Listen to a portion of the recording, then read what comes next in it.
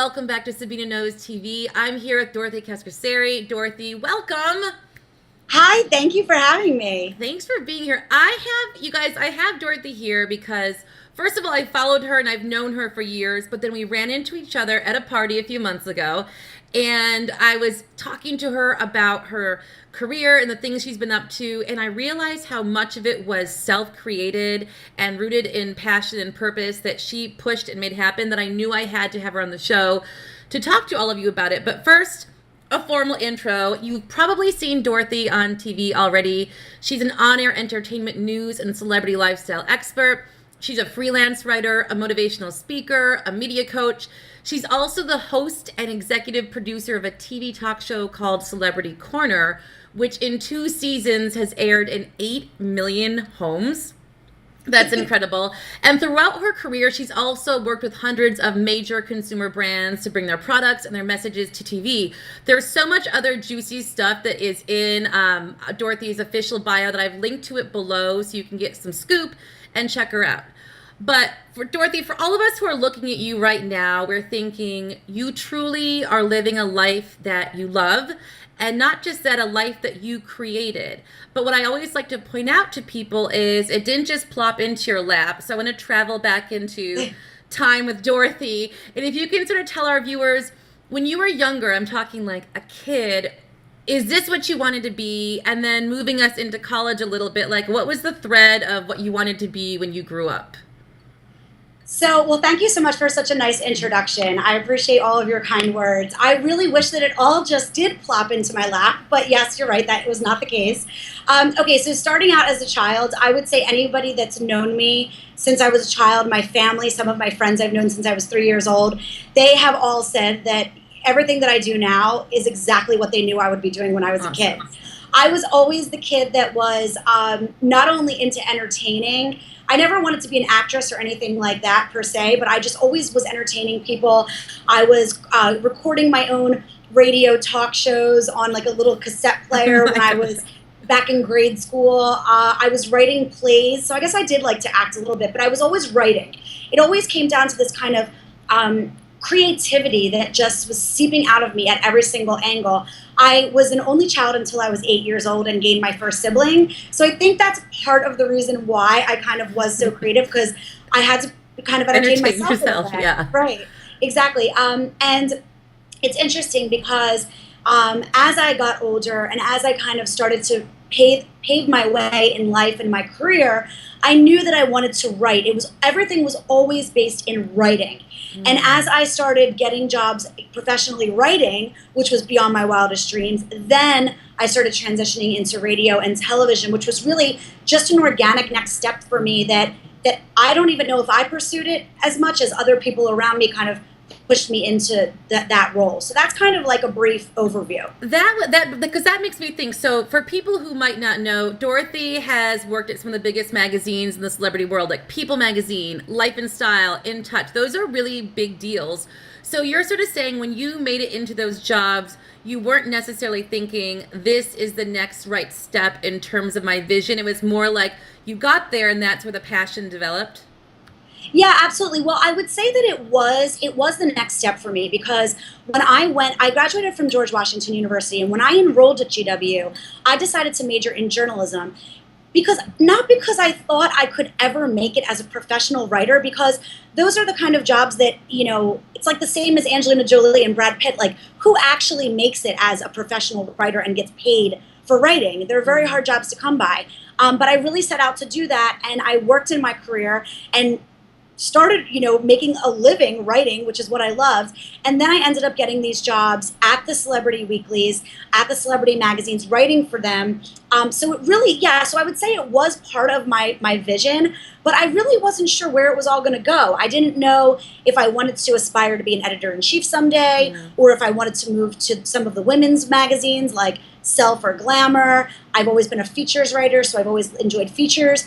But then it kind of just started making sense that television and radio were really the direction that I should be going in. And I got this great opportunity. Actually, this is how I know your husband as well, who I used to work with. Small world. It's such a small world. I got this great opportunity to join the National Enquirer as their TV person. And they really gave me the opportunity to create this new kind of extension of what I was doing. Mm-hmm. So everything built off of the thing before it, if that makes sense. It does. And you were always sort of sticking in the same vein of what you were passionate about. You weren't veering from that, though. It looks like you were also sort of flexible to see where that went. You weren't like, I'm only writing. You're like, oh, I'll try this out.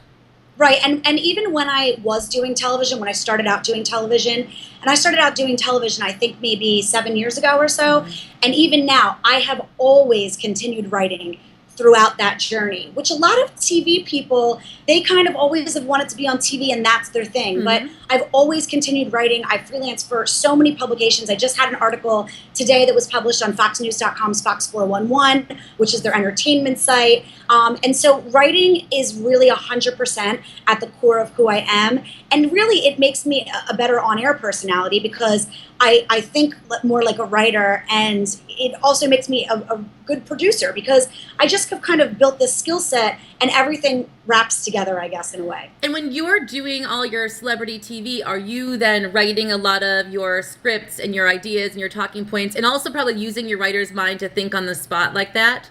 Absolutely. Yeah, it's really, it's interesting because some people who are writers, like, some writers maybe at the New York Times, I don't want to generalize, but like a writer at the Wall Street Journal may not be comfortable in front of the camera. That might be like a real mm-hmm. old school newspaper person. But, and there are a lot of writers that are comfortable in front of the camera.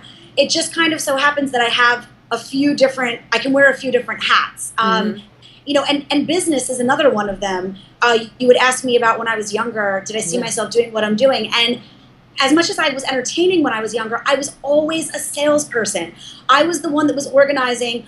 I never had a dog. My parents wouldn't buy me a dog, but I was organizing the dog show in the neighborhood with all of my neighbors bringing their dogs. Awesome. And I always kind of had this business sense about me. Like I would pick my neighbors' flowers in their gardens and I would wrap the ends in tinfoil from my mom's kitchen drawers. And then I would knock on the neighbor's door and I would sell their flowers to them. Oh my God. So there's always kind of been this sales aspect to what I do. And certainly as I've progressed in my career and I've started working with more consumer brands, that's come into play as well. So it's a strange, it's really a strange combination of skills that I have. I'm really grateful to have all of them because they all kind of come together to allow me to do what I do now. I think so, and we'll talk, if you're watching right now, we're going to talk soon about how Dorothy used those skills to get her own TV show and appear on TV. But I love how you mentioned sales too, because I think that people who are watching who might want to be an on-air expert, talking about anything from fashion to cooking to whatever, or who might want to be a regular columnist, they don't realize that a lot of that is also selling yourself. Like you've got to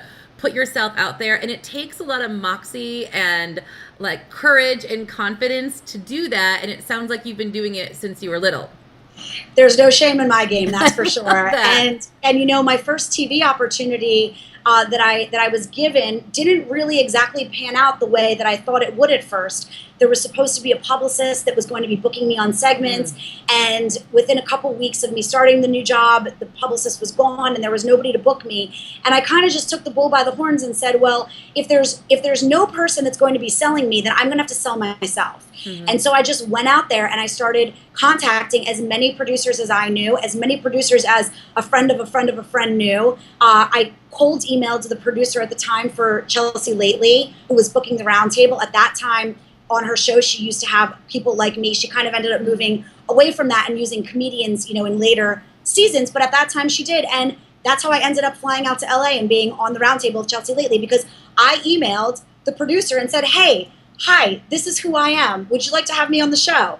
And certainly, as women especially, that's a scary thing to do. Mm-hmm. It's scary to put yourself out there. There's a lot of rejection. And there have been a lot of tears throughout my career, absolutely. My dad can definitely attest to that. And but I think you just have to kind of believe in yourself and just know that for as many people that are going to say no to you, there might be that one person that says yes. And that one person that says yes might change everything for you. First of all, I keep getting the chills. I don't know if you can probably can't see down Skype, but I started getting the chills when you started talking about Chelsea. So all of you viewers, I'm going to link to Dorothy's reel below because it has clips from your Chelsea handler appearance, which you killed it on. And I was thinking, how amazing, because in your head, you had that moment when you could choose, am I going to go for it? Like you're sitting there at your computer, at your phone, you could be like, do I do this? Because anyone who tells you it's not nerve-wracking to call like a national TV show, a celebrity TV show, and pitch yourself if you're not at the moment super famous is a scary thing. But you said, yeah, I'm going to do it. And because you did that, without a lot of relationships, you landed on a major national TV show. Yeah, it's pretty awesome. I feel really grateful and really lucky to have had the experience.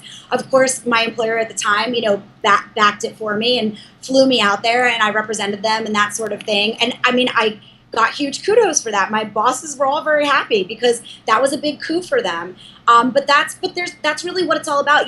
At the same time that I booked Chelsea lately, I was also reaching out to all of the producers that produced the VH1 Fab Life specials, which, just recently in the last 2 years have come back big time. They took a lot of years off, but that was a very popular special back then.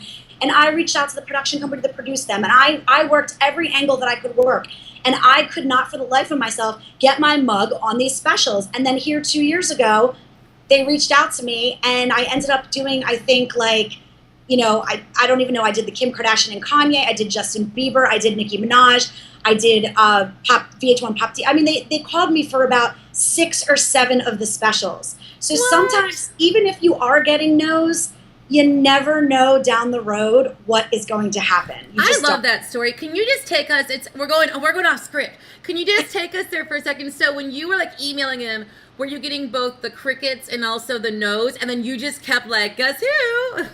Yeah, I basically just kept at it. And then I kind of, moved away from it and just kind of moved on to other things. And they weren't really doing Fab Life for many years. And then one day, a producer that I knew from something else had been tapped by Sharp Entertainment, who produces the Fab Life specials, and she had been tapped to produce them. And she called me and said, you would be great for this. And then she passed my name along to some of the other producers that were working on the other ones. Amazing. And they just kept calling me to keep doing these specials. And it was fabulous because I was able to also leverage with a website that I write for, justlux.com. I predominantly cover travel for them, but I was also able to leverage the opportunity with Just Lux. And I was able to turn around and say to them, look, I can represent you and give you this exposure, as long as you hire me to do these specials. So that's where the business brain comes in. You always have to make sure that you're leveraging all of your resources,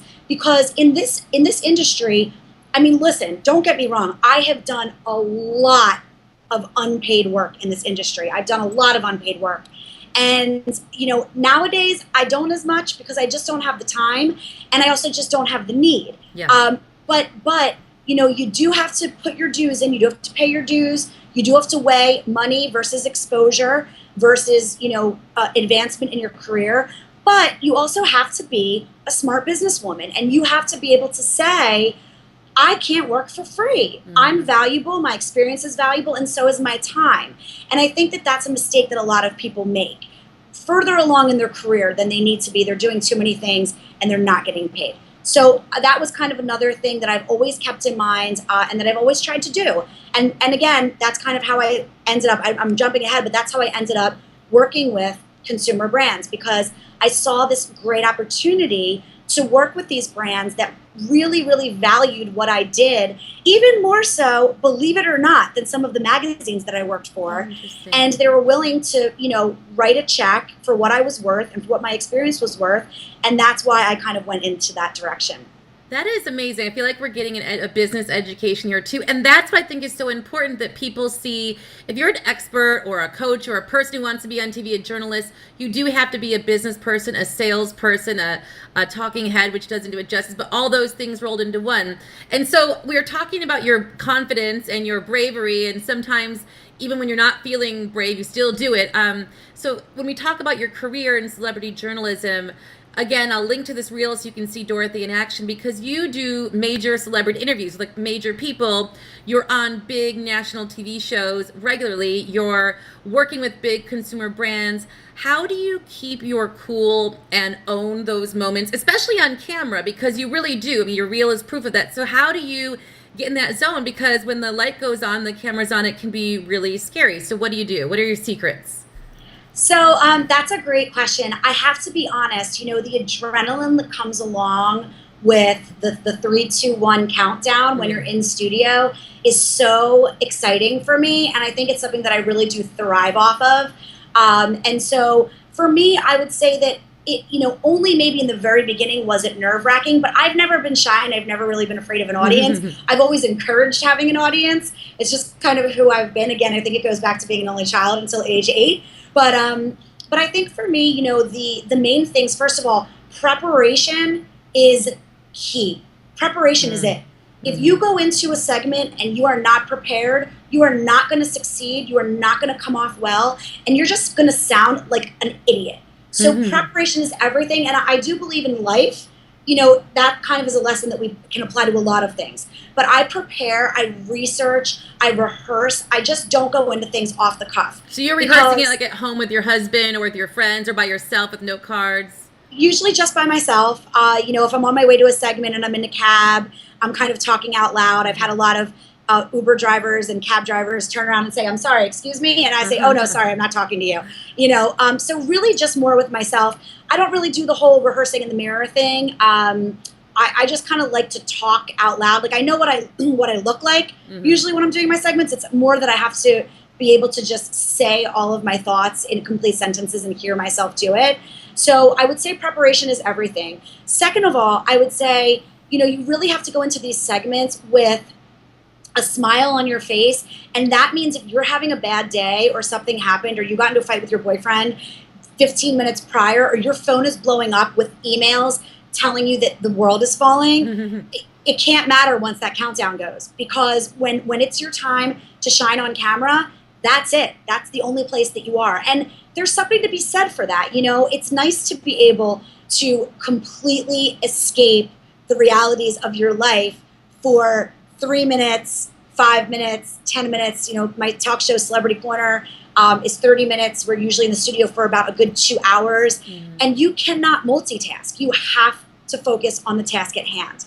So I would say preparation and focus. Those are the 2 main things. And just having a smile and going in there. And I wear my heart on my sleeve all the time in life. If I'm upset or something's going on, my friends know, my family knows. I'm not one of those people that walks around like, "Oh, look at me, my life is so perfect." No, I'm going to tell you, my life is not perfect, and here's my list of problems. But when it comes to TV, you got to go in and you got to act like you're having the greatest day of your life. That's really great advice. That's really great advice. Also, like preparation and focus, especially the preparation, because a lot of us, women and men who are entrepreneurs or doing our own thing, are doing so many things at once that we might not think we have time to prep, or we want to multitask, but they really are detrimental when you're doing things like that.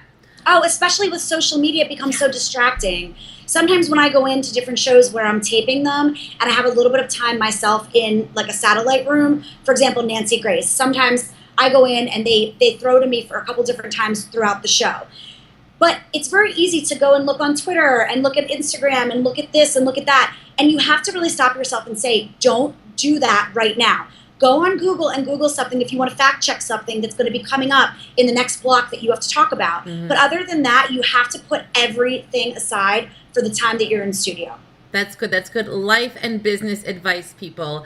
So with your career, we're talking about, you've worked with so many magazines, you're working for different people, and then you alluded to it before, you made this shift where you decided I'm going to be working on my own.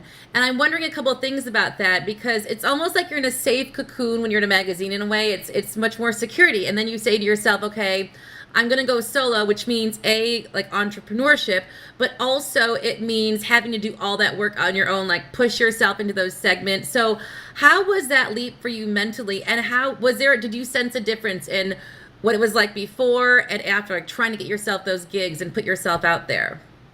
Yeah, well, when I was employed full-time, I was doing a lot of my own booking. So in a way, I was kind of working for myself, even though I did have a full-time job with health benefits and all those fun things. Yeah. So when I started to go out on my own, I was really kind of doing the same thing, except I didn't have the salary to fall back on. I didn't have the health benefits. And that was very scary, like going on Cobra and things like that. at the time I was single. They're really big bills. Getting health insurance that not through your employer.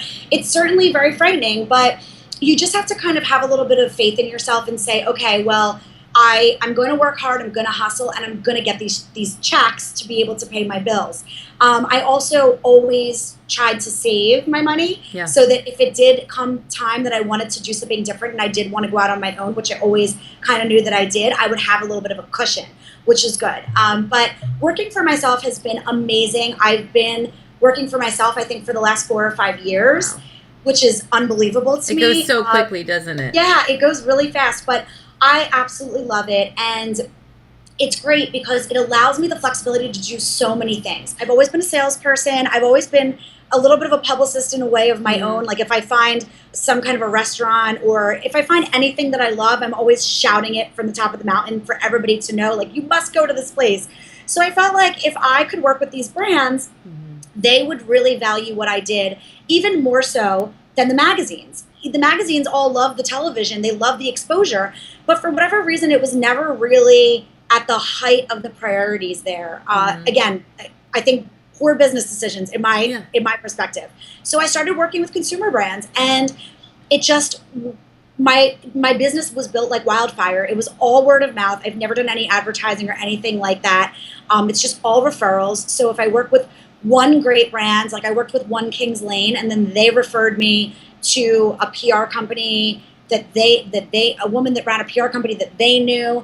And I've been working with that PR company so closely for the last 3 years, and they provide me some of my largest clients. It's just really crazy how it all happens. Yeah. And what I like about that, what I took from that story as well, besides thinking to yourself, a few things. So what I want people to take from that is Dorothy was hustling even before she was on her own, so you can't always sit back and expect people to do it for yourself, even if you're at a magazine or something like that.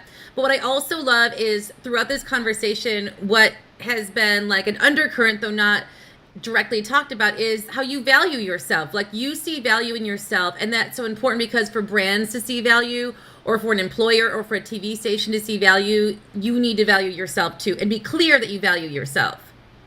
Yeah, I do. And this is a very hard part of what I do and a very hard part of my business, because I look at myself in the mirror and I say, oh, okay, Dorothy Cascerceri, grew up in a small town outside of Philadelphia, from Jenkintown. I love my family. I have my sisters, my brother. I love to go out with my girlfriends and have a glass of wine. And I curse sometimes, and sometimes I drink too much and things like that. And I just look at myself as very much like a down-to-earth type of a person. But then I have to kind of, look at my image the way that I sell it to brands. And for brands, I'm very important. I'm extremely important. I'm a social media influencer. I'm all these things and all these titles that I kind of inside laugh a little bit at, because I don't know, who am I, but what I've built is a lot of credibility, and I've built a lot of relatability. That's really why brands hire me, because not only am I credible, not only do I possess the skill set that they're looking for, but there is kind of that relatability to it where you feel like you're not watching somebody maybe who's just this TV person and who's out of reach, but you're watching somebody who you would like to sit down with and have a glass of wine or whatever. So it's hard to separate the two for me, but as a good business person, you have to, and you have to value yourself, because what I'm selling, the commodity that I'm selling, like people in medical device sales, they're selling medical devices. I'm selling Dorothy Cascerceri. I love that. It's really a strange thing to sell, but sometimes it's not that hard of a push, which is nice. Yeah, it's almost like you have to get Sasha Fierce on or something and become Power Dorothy. My alter ego, but sometimes my credentials and my experience sells themselves. A lot of times, instead of telling people a whole wordy explanation of why they should hire me for something, I just send them a past clip. Here's a past clip to check out. That way they can watch it, and 9 out of 10 times, if they have the budget and they can afford to bring me on, they will, because the experience kind of speaks for itself in a way. That's awesome. So now, speaking of valuing yourself and pushing yourself, let's talk about the big get recently. I mean, there's always a big thing happening with you, but Celebrity Corner, like I was telling people before, we were at a party, I was talking to you, and when I knew about Celebrity Corner, of course, because we're in the same world, and I knew about your show. But then I started girl crushing hard when I realized that you made that happen in so many ways. And so I'd love for you to tell our viewers it's just like such a powerful example of, I always say to clients and to people I'm working with, closed mouths don't get fed. Like, you need to speak up for what you want. And this is such an example of that, and of the power of intention, and of knowing what you want and going for it. So tell us that beautiful story. So, well, thank you so much. You're so sweet, Sabina. Celebrity Corner is like a dream to me. It's hard for me to kind of talk about because it almost feels like it never even happened. Like, it was just something that I dreamed as a kid and that I did, and it wasn't in real life, because it's so much bigger than anything I could have really ever dreamed of. And so, Celebrity Corner was a really, really special part of my career and a special part of my life. The opportunity really was born out of something that my manager / publicist kind of did on her own without me knowing. And she had a meeting, and she came back and said, this network is interested in putting together a talk show for you. This is what it's going to take, et cetera, et cetera. You'd have to kind of create your own production company and bring in your own sponsors and get the entire thing funded. And these are kind of the parameters that you have to work with, but these are all the things that you can do. And so it was such a daunting task, because I think we all think of that big opportunity as somebody tapping us on the shoulder and saying, hey, we'd like to write you a big check to do your dream job. And sometimes it's not that way. Sometimes you have to figure out a way to write that check for yourself.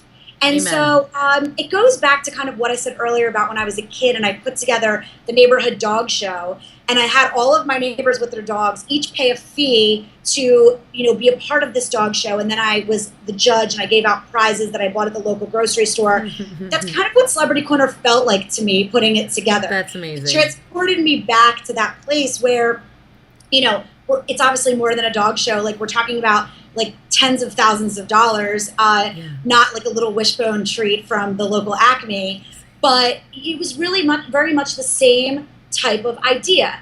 You want X to happen. So what do you need to do for X to happen? Well, you need, the Y, and you need the Z, and you need the ABC and the 1, 2, 3, and you need the like da-da-da-da-da-da-da, and you don't even know what those things are. Like, that's why they don't even have a name. And when that's all coming at you, just to like interject for a sec, so when that's all coming at you, were there moments when you were like, I don't know, or were you more, Tina Fey always says like success comes from, I'm going to totally slaughter it, but she says something about how you just like don't even know how you're going to be able to make it happen. You just say yes and you figure out how it's going to happen. How was it for you? Yeah, for season 1, it was very much like that. I had no idea how on earth I was going to convince enough brands to write enough checks to fund an entire season of a show. And that's only really the first step of it.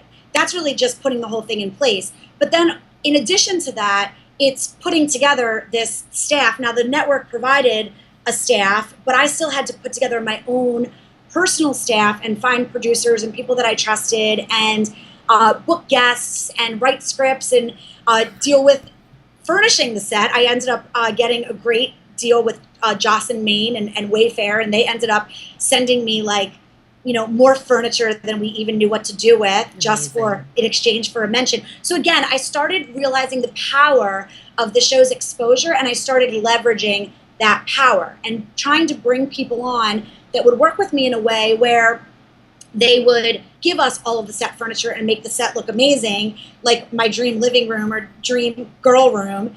But we wouldn't have to end up spending like $5,000, $10,000, $15,000 on furniture and rugs and accessories and things like that. I had to bring in a stylist. I needed to get a wardrobe, and I, worked with a couple clothing brands for season 2. Lulus.com dressed me for the entire season, and they sent me boxes and boxes and boxes of shoes and clothing and all this stuff, which is such a dream, But I had to kind of reach out and make those things happen. So I just kind of had this really organized checklist of what I needed, how the heck I was going to get it. Half the time I would wake up in the middle of the night and jot things in a notebook, like I can't forget this tomorrow morning. And it was really just a labor, I guess, of love and of determination. And I have to really say my sponsors. My sponsors are everything. Zoya Nail Polish, they sponsored my first season. And it's funny you They say were that because I knew it's funny when you watch Celebrity Corner, you know your social feed. You're so good with your sponsors because I found out about Zoya through your show and through Oh my you were God. pumping them out there like crazy, and that's the support you get is so huge from them. Yeah, that's awesome. I love hearing that. They were amazing, and I do have to say, without their support, the show never ever would have happened. Now for season two was crazy because I was getting married right before we were going to into the studio, and then I was going on my honeymoon to Africa for 2 weeks, and there were all these last minute things that happened, disasters. The sky is falling, the world is ending, the show will never go on again. Crying rivers of tears, and somehow we pushed through, and we did end up having an amazing season two that kept getting extended and extended and extended by the network, because the network saw value in it. And regardless of what was happening with sponsors, the network said, no, we don't want the show going off the air. We're going to keep it, on our own payroll, basically. But like Pop Chips was a huge part of my season two success, and also really like another thing that I probably haven't said yet in this interview is you have to make sure that you have the best people around you helping you every step of your career. I mentioned my manager publicist. She was the one that really brought Celebrity Corner to me, the idea of it. And she is someone that I have been working with for, like, I don't even know, maybe 6 years or something. And she's my girl. She's my mentor. She's my life person. My husband says I would probably be more devastated if something happened with my relationship with her than I would with him. Oh my God. And I hate to say it, but he's probably right. And how did you find her? Was it just hard work and the way when you're doing what you love and in your field, you meet people, that kind of thing? Yeah, I was introduced to her through a publicist that I knew, and she and I worked together on my very first segment that involved products. It was a tabletop segment with brands. It was something like winter must-haves. It was on, I think, WBAL Baltimore, the ABC affiliate down there, NBC affiliate. And she's the one that booked it, and I included some of her clients in exchange, and she arranged the whole thing. And we just really hit it off, and we've been working together ever since. And she's a magician, she's a friend, she's a soulmate, she's an inspiration, she's everything rolled into one. And with Celebrity Corner, she was there every single time that we were in the studio. She was there right by my side. She was helping out with things. She was liaisoning between me and the network. And in addition to this person, also I brought on such amazing people that worked on my team. My personal assistant for the first season was so incredible and worked so hard and had so many great ideas. He ran all of my social media for the first season, and I was so impressed by him and had such a bond with him that I brought him on for the second season as a producer, and I made him a producer. And you have to take care of the people around you. You have to surround yourself with good people, and you have to take care of those people so that they stay loyal to you, and so that you can continue working together and creating great things together. I love that. I love that. You're so dedicated. I feel like all these things, these lessons are coming out in your answers, like being good to your community and the people you're with and loyal to them, and hard work and valuing yourself. So I want to keep breaking it down and get a little bit honest here. So on the outside, everything seems sparkly, though already in the interview you've revealed that like outside of the glamour, there's a lot of hard work that's going on. And so for those who might not know, Dorothy's also prepping for a new baby. Yes. So you've got your TV, you're doing deals with brands, you're writing entertainment columns still, sometimes weekly, you're prepping for a new baby, on and on and on. So how do you find, I hate the word balance, but instead, how do you sort of manage it and decide what to do and when? How do you make it flow? Because it is flowing, and that's your life is working. What are some of your secrets to the flow? So, okay, I love how you call it the flow, because it really is, you really do have to find a flow for yourself. And you really have to get into a groove that allows you to also have a life outside of what you're doing. And I think for me, it was very, very hard to figure this out. And it took a lot of time. And certainly when I was hosting and executive producing Celebrity Corner, there was no flow. It was just all work all the time, booking constantly, emails constantly, nervous breakdowns constantly. And so I'm okay to admit that, because we've all been there. And, I don't think it makes me week to say that I've been there and I've been emotional and I have been to my breaking point and back. I think once Celebrity Corner kind of, the thing with Celebrity Corner is that it's a short amount of time that you're doing a lot. So it's almost kind of virtually impossible to find balance within that amount of time because you're just working with such a small window and you're working with, you have so many responsibilities. But I think once we wrapped the second season of Celebrity Corner and I started getting back into all of the other things that I was doing, like working with the brands and writing and things like that, I started to realize that there had to be a way to make it all peaceful. And, number one, it's very cliche, but you really should not be answering emails past 7 o'clock at night. Unless there's some kind of an emergency and you have something going on the next morning or a couple days from there and your client is telling you that something happened or you're hearing from a producer that you're getting bumped because of news or something like that, you should not be answering emails after 7 o'clock at night because you have to set boundaries for yourself and for other people. And my clients are my focus. They are my sole focus. I aim to please.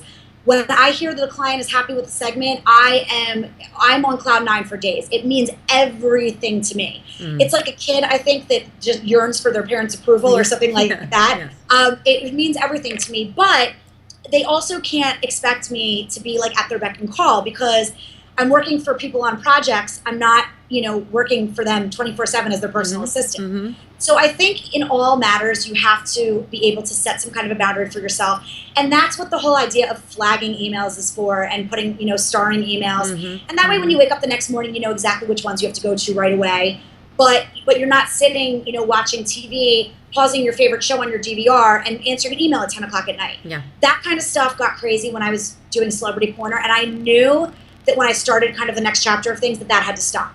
So I would say that that's first and foremost. Secondly, organization. Oh my gosh. Organization is so key. Staying organized, I find, keeps me so sane. And I have a really weird way of staying organized. I'm not like a really, really eco-friendly person, but I always try to bring my own reusable bags to the grocery store, and I try to recycle loose papers and things like that. So I started taking all these like loose papers that I would get in press kits and things like that, and I started cutting them in fours to make these like little small pieces of paper, and then I just I paper clip them together into stacks, and those are just my little to-do lists. And I rewrite them maybe like twice a day. Wow. So that as I'm kind of getting things done and crossing things off, I'm like rewriting them and I'm making them look neater and then I throw them out. It's different than having a book where you're keeping track because it becomes so scribbly and it becomes so messy and it makes me anxious. So this is my like very weird way of keeping my schedule intact. And do you reprioritize sometimes as well, depending on what's going on? Yeah, exactly. I relist them in terms of things that I need to do. And like I might have one that I'm working on for a couple days, but then I might start another sheet that's just my Tuesday to-do list. Like you are not going to bed on Tuesday night if you do not get these 3 things done or these 5 things done or these 15 things done. And that's kind of the way that I manage things. So I would say like those are my 2 things that have helped me tremendously. And I really have gotten into this groove in the last year. I think I was telling you this before when we were talking, the fact that now we're having a baby, it seems like you're never ready to really have a baby, but especially when you work for yourself, but it seems like it's as conducive to my lifestyle now as it's ever going to be. I bet. Because work just seems like structured and it just seems, I don't know, it just seems like I haven't felt at all this year like I've been trying to play catch up. That's another thing. I started the year off trying to stay ahead of every possible thing that I could. Nice. So if you start the year off, and that doesn't have to mean a calendar year, January, it could mean like you say to yourself, okay, my year is starting tomorrow. And you make a plan for yourself, a loose plan of what you want to accomplish and what your projects are. That can be really helpful too, because then you can get out front of it instead of constantly feeling like you're playing catch up and you're in a time crunch. Yeah. And so that's kind of how this year has felt for me. It's felt like, oh, okay, I have, another 3 or 4 weeks until I start this media tour. I have another, 5 weeks until I start this one. As opposed to maybe before, I don't know if I was taking on too much or if I was just adding things too last minute without enough prep time. But again, it goes back to what I said about preparation. You need time to prepare. If you don't have time to prepare, that's when we get crazy. That's when we get so flustered and so anxious because there's the clock is ticking, we can't stop it, and we're just trying to beat it. And you can't beat it. And it makes you feel anxious. You go in that spiral of crazy that we've all been there. I love that. I love the boundaries. And I think, again, that goes back to, like you're saying, the consistent themes in your life of like organization, value, boundaries, things like that, being on top of things, preparation. It's all the same whether at work or at home when organizing. And it feels so good when you're finally in that flow. I'm glad you're there. I'm really glad you're there. I know. Well, some days I feel like I'm not there at all, but I would say I can say with confidence for the majority of 2015, I have definitely been in that flow, and I'm trying just to stay there. I love it. So let's say someone's watching right now and they're like, oh yes, I know TV is it for me, whether they want to be a celebrity on-air expert like you, or they want to talk about fitness or shoes or dogs, doesn't matter. So they want their expertise or their message to be on television. What advice would you give them as they try to move towards those opportunities? That's such a great question. I wish that I could snap my fingers, wave a magic wand for people like that and just get them where they want to be. Because, looking back on everything that I did and all the sacrifices that I made and the hard work and the blood and the sweat and the tears, I don't want to do it all over again. Yeah. So I think really, my advice really is you have to be determined and you have to be willing to sacrifice whatever that means. If that means you can't go out and buy that designer bag that you want, then guess what? You're going to have to just pick something up from, like a flea market or something like that and just be happy with it. And that's okay because designer bags are not all that important. If you're trying to work on your career, that's your priority. That's what you have to focus on. I think some people think that they can kind of have it all very early on. And I just don't know if that's really possible. You have to kind of be able to align your expectations with how long it's going to take you to get somewhere. So I would say, take advantage of any opportunity that you have to get in front of the camera if you do want to do television. I think, your show, for example, what you're doing is such a great, innovative way to, again, create something that's your own. You're getting in front of the camera. You're hosting your own show, especially now with the way that technology has been and the way that social media is. I mean, look at Periscope. For Christ's sake. I'm so addicted now. I can't stop watching it. You know what? I haven't really gone there yet, but I have downloaded it. It is an app on my phone. I just haven't quite gone there. But anybody can really become their own star of their own show. It's just a matter of creating it and creating something that people want and building a buzz and building a brand. Now, transitioning into TV, TV's changing so much, and it's so hard to kind of know where it's all going to land. If you have the opportunity to grow a following online and through social media, you're going to become that much more marketable to producers of TV shows that are looking for good guests. And I would say just take advantage of any opportunity that you can possibly find. Create your own opportunities. Reach out to anybody in your network, anybody that knows somebody, even if it's somebody's brother's, mother's, cousin's, sister. Reach out to that person and follow up with them and see if they'll bring you on their show or see if they'll connect you with someone who's booking for this show. Whatever it might be, just take advantage of any opportunity that you possibly can. And I think just be really, really, really persistent because that's what's going to end up giving you great success in the end. I love the idea of persistence, even when you're getting rejection. And like Dorothy has admitted, she herself has heard no's and rejections. And so when you're doing that and you're on the path to what you want and you start to feel stuck or overwhelmed or like, oh my God, I got to cry to my dad because people are rejecting me. What do you, Dorothy, do to sort of get yourself back pumped and together and get moving forward again? Because I'm sure sometimes, even for you, you felt stuck in the past when you want something that's not happening. Oh, without a doubt. Rejection, it's such a hard thing to even talk about because it's such a hard thing to think about, but it happens to all of us. And when people say no, there's been a lot of times that people have said no, and there have been things that I wanted to do, and there's still things on my career bucket list that I haven't quite gotten to, and I'm okay with that because I'm either going to get there or I'm not. You know, that's kind of like where I am now. But throughout my career, it was always like I have to get there. I have to get there. I think when people say no, I think the best thing to do is don't go to that default setting that we all have. That default setting that we're all programmed with is, okay, you know, this isn't what I should be doing. Maybe I shouldn't be doing this. Maybe this isn't the right path for me. Maybe I'm not good enough to be doing this. Maybe this is a wrong fit. Don't go to that default setting because it's easy to get trapped in that setting and to start thinking, psyching yourself out basically, and to start thinking to yourself, okay, well, I believe what this person believes. And frankly, a lot of the rejections that we get, it's not even because a person believes that about you. It's just because it's not a right fit at that time. I told the story about VH1, The Fabulous Life of, that whole series. For whatever reason, they didn't want to use me as an expert on that series. I tried and tried and tried. They didn't want to use me. 4 years later, 5 years later, when they amped back up, they wanted to use me for just about every single one in the entire season. Awesome. So it wasn't a fit at that time. It wasn't the right thing at that time. I always like to tell the story of my very first job out of college. I worked in a newspaper right outside of Philadelphia. And my semester before my senior year, I interviewed with them to work for them that summer.